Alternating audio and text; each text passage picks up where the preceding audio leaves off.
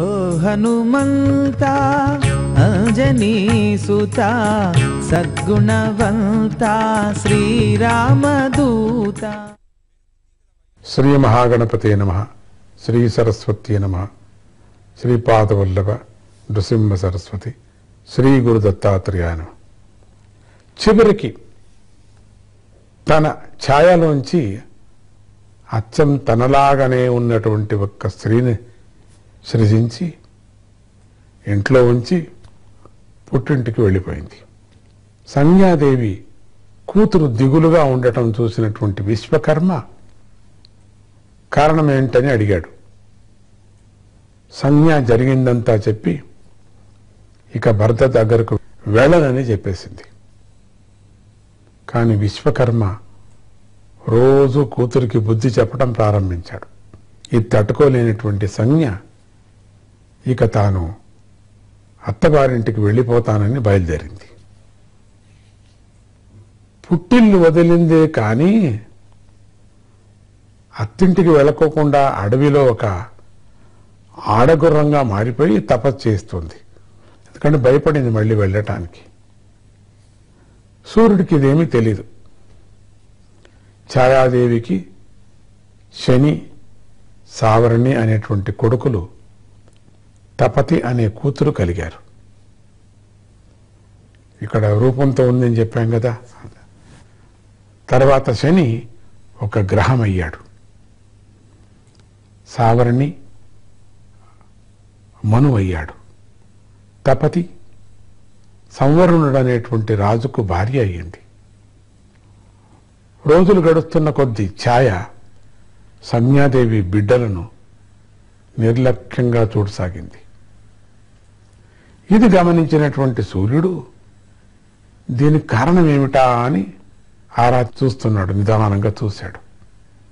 అతనికి అసలు విషయం తెలిసింది.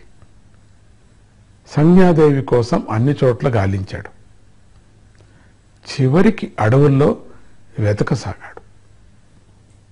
అక్కడ గుర్రం రూపంలో ఉన్నటువంటి సంజ్ఞాదేవిని గుర్తించినటువంటి సూర్యుడు తాను ఒక మగగుర్రం అయ్యాడు. వాళ్ళిద్దరికీ పుట్టిన వాళ్లే దేవ వైద్యులైనటువంటి అశ్విని దేవతలు.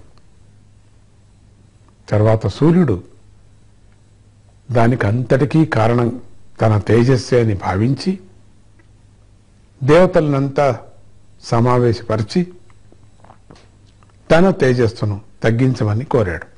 అప్పుడు మామగారైన విశ్వకర్మ ఒక యంత్రం నిర్మించి దానితో సూర్యుడిని సానబెట్టాడు. దాని నుంచి రాలినటువంటి తేజస్సుల చూర్ణంలో నుంచే విష్ణు చక్రము, శివుని శూలము, అష్టవసువుల శంఖాలు తయారయ్యాయి. వాటితో పాటు సువర్చల అనేటువంటి తేజస్శాలిని కూడా పుట్టింది.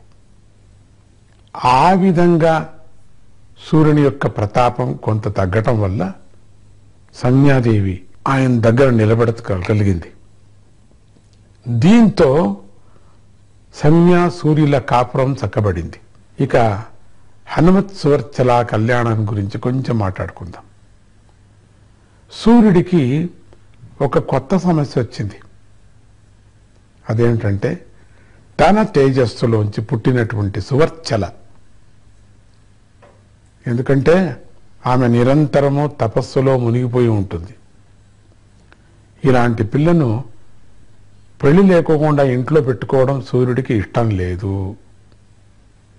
ఈ విషయం గురించి ఆలోచిస్తూ ఉండగా సూర్యుడికి తన శిష్యుడైన హనుమంతుడు గుర్తుకొచ్చాడు. అతడు అఖండ బ్రహ్మచర్య దీక్షాపరుడు, గురుభక్తి నిధి. వీళ్ళిద్దరికీ వివాహం చేస్తే ఇద్దరు తపస్సాధన చేసుకుంటూ ఉంటారు. తనకు కన్యాదాన ఫలము దక్కుతుంది అని ఈ ప్రకారంగా యోచన చేశాడు. జయ గురుదత్త, శ్రీ గురుదత్త.